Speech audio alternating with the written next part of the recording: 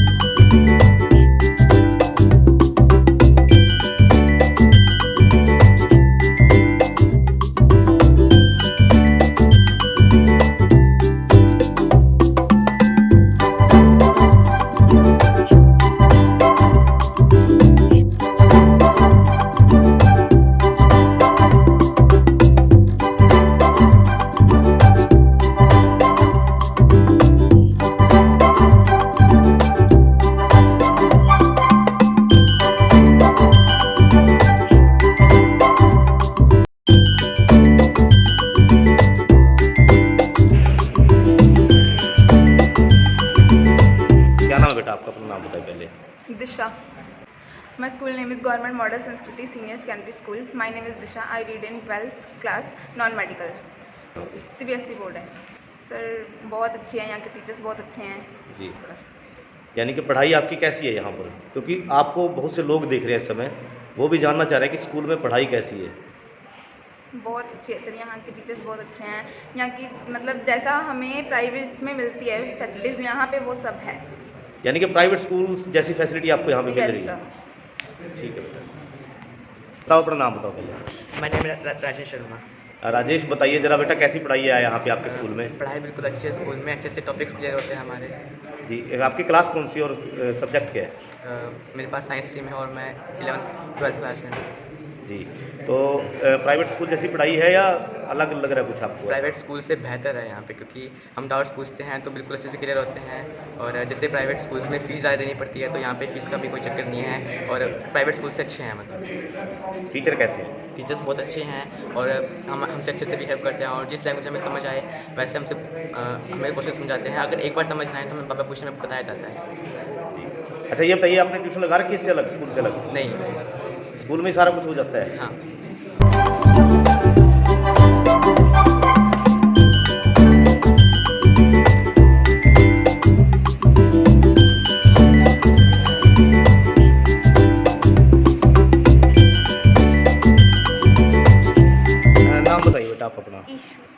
यीशु कौन सी क्लास के स्टूडेंट हो आप? 12th D. ये बताइए सब्जेक्ट कौन सा है आपका? मेरे पास psychology, sociology, PCA, Hindi, English. अच्छा, पढ़ाई कैसी होती है स्कूल में? अच्छी होती है। टीचर जो समझाते हैं क्या समझ में आती है आपको? हाँ जी। आपको लगता है कि स्कूल के बाद आपको ट्यूशन भी रखनी होती है? आपने रखी है ट्यूशन अभी नो तक? सर, मैंने पूरे साल सेल्फ स्टडी की है। जी। तो आप इस स्कूल में +1 में इसी स्कूल में थे? हाँ जी। कितने % नंबर थे? 88 फर्स्ट पोजीशन। फर्स्ट पोजीशन थी। अच्छा, ये बताइए कैसा लगता है आपको यहाँ स्कूल में? अच्छा लगता है। टीचर जो समझाते हैं वो समझ में आ जाती है हाँ सारी? जी। ठीक है।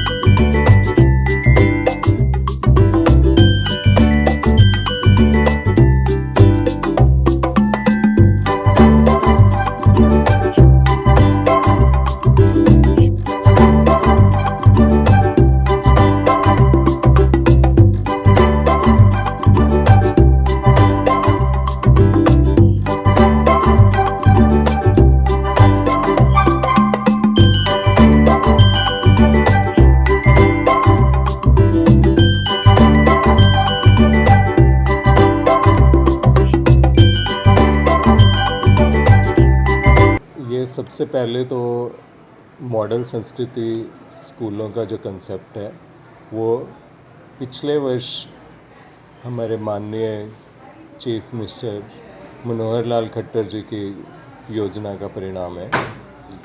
पिछले वर्ष से हमने 9th और 11th कक्षा में CBSE की कक्षाएं शुरू करी थी।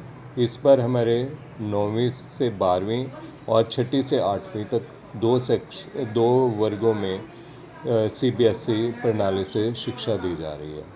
NCERT से संबंधित सभी बुक्स का प्रयोग किया जा रहा है और आप लोगों को यह जानकर भी हर्ष होगा कि हमारा जो विद्यालय है वो को-एजुकेशनल भी पिछले वर्ष ही किया गया है और इसके साथ साथ इंग्लिश मीडियम से शिक्षा दी जाती है। जिस प्रकार से पब्लिक की डिमांड थी तो हरियाणा गवर्नमेंट के स्कूलों में इस तरह की इंग्लिश मीडियम की शिक्षा नहीं थी, तो इंग्लिश मीडियम की शिक्षा देने के लिए विशेषकर संस्कृति मॉडल स्कूलों को बनाया गया है। हमारे कुरुक्षेत्र ज़िला में 5 मॉडल संस्कृति स्कूल हैं। इसको खंड स्तर पे चूज़ किया गया है।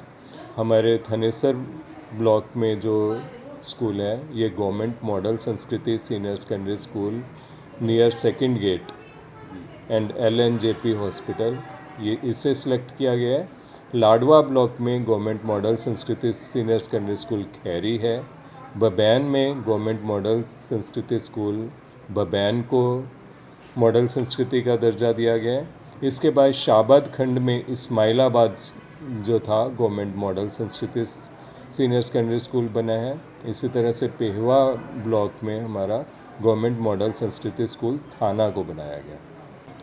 टीचर्स की जहाँ तक सवाल है, हमारे जो टीचर्स हैं एक प्रक्रिया से चुनकर आए हैं। सेंटा का एक टेस्ट जो सेंटर की एजेंसी है कंडक्ट करती है, उसमें अच्छे अंक लेने के बाद टीचर्स को अपनी वीडियो अपलोड करनी पड़ती है।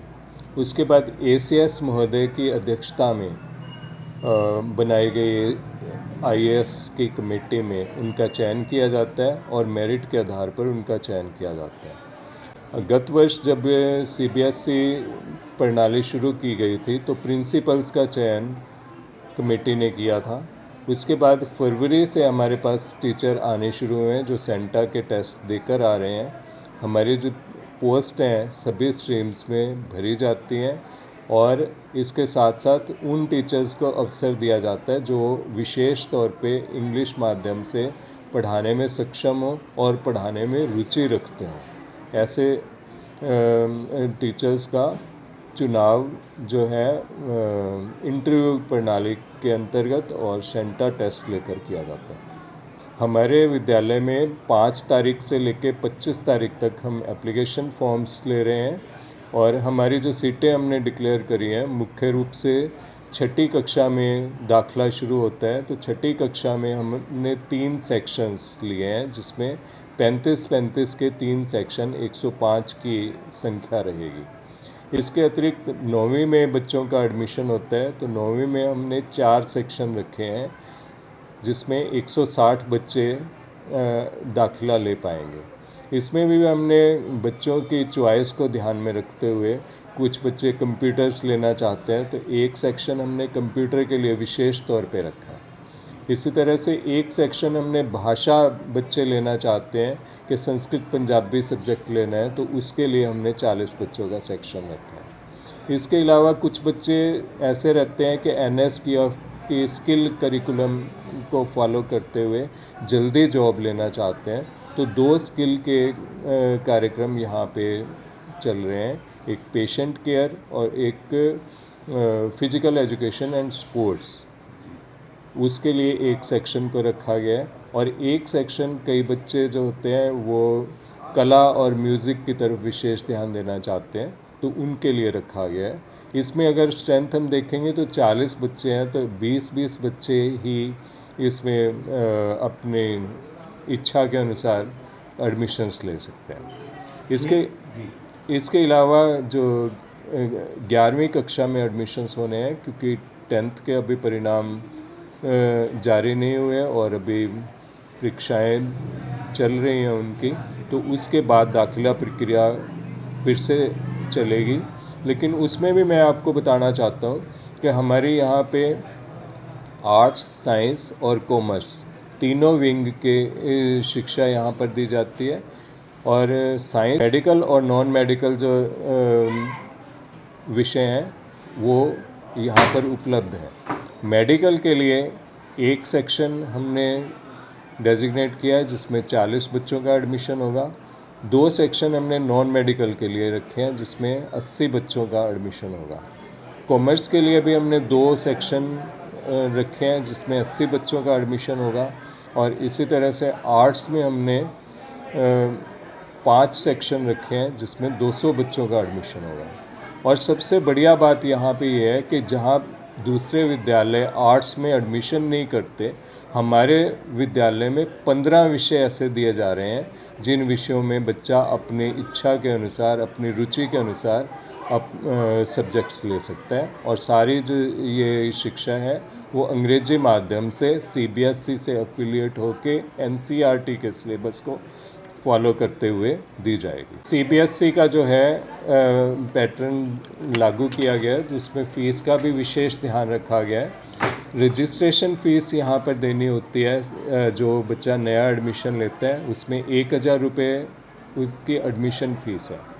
इसके अलावा अगर बच्चा 6ठी, 7वीं, 8वीं में है तो 300 रुपये पर मंथ उनकी फ़ीस ली जा रही है। इसी तरह से 9th, 10th का अगर बच्चा है तो उससे 400 रुपये प्रति माह फ़ीस ली जा रही है और जो 11वीं 12वीं का चाहे साइंस स्ट्रीम का बच्चा है तो चाहे कॉमर्स का या आर्ट्स का, उनसे 500 रुपये प्रति माह फ़ीस ली जा रही है रजिस्ट्रेशन शुल्क के अलावा। और इसको हमारी सरकार ने अंशदान का नाम दिया है। ये जो पैसा यहाँ पे इकट्ठा होगा ये स्कूल के विकास के ऊपर ही खर्च किया जाएगा, और जो एसएमसी हमारी कमेटी बननी हुई है उसी के सिग्नेचर से, उन्हीं के रेजोल्यूशन से इस पैसे को खर्च किया जाएगा, जिससे बच्चों की जो भी कोई असुविधा बीच में रह जाती है उसको पूर्ण करवाया जा सके। स्कॉलरशिप्स के विभिन्न माध्यम हैं। सोशल वर्क डिपार्टमेंट भी स्कॉलरशिप देता है, एजुकेशन डिपार्टमेंट भी स्कॉलरशिप देता है। एनटीएससी की परीक्षा यहाँ पे होती है। एनटीएससी की परीक्षा करवाने के लिए भी तैयारी का यहाँ पे विशेष प्रबंध किया गया है। इसी तरह से एनडीए बच्चे, हरियाणा के बच्चे ज़्यादातर मिलिट्री में जाना चाहते हैं, तो एनडीए की परीक्षा के लिए भी तैयारी का प्रावधान यहाँ पे किया गया है। बुनियाद एक प्रोग्राम शुरू किया जा रहा है जिसमें हमारे ही विद्यालय में विभिन्न ज़िलों से भी बच्चे यहाँ पर आकर उस का लाभ उठाएंगे, और ये सब कुछ हरियाणा गवर्नमेंट की सहायता से फ्री ऑफ कॉस्ट दिया जा रहा है। इसके साथ साथ उन बच्चों के रहने खाने की व्यवस्था का भी प्रबंध सरकार की ओर से किया जाएगा। अभी ट्रांसपोर्ट सुविधा उपलब्ध नहीं है। जो हमारे पब्लिक ट्रांसपोर्ट सिस्टम है उसका प्रयोग किया जाता है। इसमें हरियाणा रोडवेज की जो बसें हैं, क्योंकि मेन यूनिवर्सिटी के साथ लगता हुआ स्कूल है, तो जो भी बस हमारी पेहवा की तरफ जाती है या लोकल बस है कुरुक्षेत्र यूनिवर्सिटी में आती है, उस सभी बसों का प्रयोग किया जाता है। इसके अलावा पिपली से लेके विद्यालय तक आने के लिए 3 व्हीलर्स काफ़ी मात्रा में उपलब्ध हैं, लेकिन बच्चे अपने तौर पे ही उसका प्रयोग कर रहे हैं। सरकार की स्कीम है कि लड़कियों के लिए और जो भी काम कर रहे हैं तो उन बच्चों को ट्रांसपोर्टेशन फैसिलिटीज़ दी जाती हैं। अगर वो साइकिल की सुविधा स्कूल से नहीं लेती तो 4 रुपये प्रति किलोमीटर के हिसाब से उन्हें दिया जा सकता है, लेकिन इसका जो मैनेजमेंट है वो पेरेंट टीचर एसोसिएशन को ही करने का प्रावधान है। तो विभाग को भी लिखा जाएगा, अगर हमारे पास ज़्यादा बच्चे होते हैं और बस का कोई भी विभाग प्रबंध करवा सकता है तो इसके लिए लिखा जाएगा, लेकिन अभी तक इस तरह का कोई विशेष प्रबंध नहीं है। हमारी जो पुस्तकें हैं वो एनसीईआरटी की पुस्तकें हैं, किसी भी शॉप से मिल सकती है। इसके अतिरिक्त हमने एक ई लर्निंग की व्यवस्था करी हुई है। हमारी जो वेबसाइट है स्कूल की वेबसाइट, उस साइट के ऊपर जाकर आप एनसीईआरटी की बुक्स को डाउनलोड भी कर सकते हैं। और हमारे यहाँ पे 7 स्मार्ट क्लास लग चुके हैं, उसमें ग्लोबस की तरफ से भी सिलेबस दिया हुआ है। उनमें भी क्लास में अगर कोई बच्चा नहीं लेकर आया अपनी किताब तो भी बड़े बोर्ड पर, डिस्प्ले बोर्ड पर उसकी किताब डिस्प्ले हो सकती है और वहाँ से भी वो सीख सकता है। फ़ोटोकॉपी भी उपलब्ध उसे फ्री ऑफ कॉस्ट ही मिलेगी, क्योंकि उसकी ई लर्निंग की बुक उसे उपलब्ध रहती है वेबसाइट के ऊपर भी। इसके अलावा हमारे टीचर्स ने भी ई लर्निंग में काम करते हुए कोविड के दौरान काफ़ी सारा काम किया है। उन्होंने अपने यूट्यूब चैनल भी बनाए हैं। इसके अतिरिक्त एजुसेट का जो चैनल हरियाणा सरकार चला रही है, फ्री डिश के ऊपर डीटीएच के माध्यम से बच्चे को घर पर भी मिल रहा है। तो ये सभी सुविधाएं जो हैं वो सरकारी स्कूलों के अलावा जो डीटीएच की एजुसेट की सुविधा है वो सिर्फ हमारे सरकारी स्कूलों में उपलब्ध है, और हमारे यहाँ पे ये व्यवस्था कारगर रूप से चल रही है। टीचर्स भी पूरे उपलब्ध हैं। तो ये मैं पेरेंट्स को अश्योर करना चाहता हूँ कि वो अपने बच्चों को ज़्यादा से ज़्यादा मात्रा में सरकारी स्कूलों में दाखिल करें, खासकर मॉडल संस्कृति स्कूलों में दाखिल करें। जो भी आप दूसरी सुविधाएं देखते हैं प्राइवेट विद्यालयों में, और उसको आप कंपेयर करें ख़ास तौर पे मेरे विद्यालय से, आप ये पाएंगे कि जो सुविधाएं हमारे विद्यालय में हैं वो प्राइवेट स्कूलों में भी आप लोगों को नहीं मिल रही हैं। इसके अलावा भी हरियाणा सरकार ने एक महत्वपूर्ण कदम उठाया है कि जो हमारे 11वीं 12वीं के स्टूडेंट्स हैं उनके लिए टैब्स भी उपलब्ध करवाई जा रही हैं। तो ये जो सुविधाएं हैं, इन सुविधाओं का लाभ लेने के लिए पब्लिक को अपनी सोच को चेंज करना पड़ेगा और विज़िट करके आप देख सकते हैं हमारे विद्यालय में किस तरह की सुविधाएं हैं। और पांचों हमारे मॉडल संस्कृति स्कूल एक मॉडल के रूप में सरकार की तरफ से भी उपलब्ध हैं और पब्लिक के लिए भी उपलब्ध हैं कि आप उनको देखें। अगर कहीं पे भी कोई भी कमी आती है तो उसका निदान किया जाएगा। हमारे विद्यालय में सर 41 क्लासरूम हैं और एक क्लासरूम में 40 बच्चों का ही हमारा सेक्शन लगता है, बल्कि 6 से 8 की जो कक्षाएं हैं वहाँ पर 35 बच्चों का ही सेक्शन रहता है। इसके अतिरिक्त हमारे पास साइंस की सभी लैब उपलब्ध हैं, जिसमें फिजिक्स की लैब है, केमिस्ट्री की लैब है, बायोलॉजी की लैब है। इसके अतिरिक्त मैथ्स की लैब भी बनाई गई है, कंप्यूटर साइंस की लैब है। लैंग्वेज लैब में हमारे पास जो सुविधाएं हैं वो आईलेट की जो हम ट्रेनिंग लेते हैं उस तरह की लैब हमारे पास उपलब्ध है, जिसमें 40 कंप्यूटर उपलब्ध हैं। 40 बच्चे इकट्ठे उसमें बैठकर अपने लाभ ले सकते हैं लैंग्वेज सीखने का। और इस लैंग्वेज लैब में हमारे पास इंग्लिश ही नहीं बल्कि संस्कृत और हिंदी की लैब का प्रावधान भी है।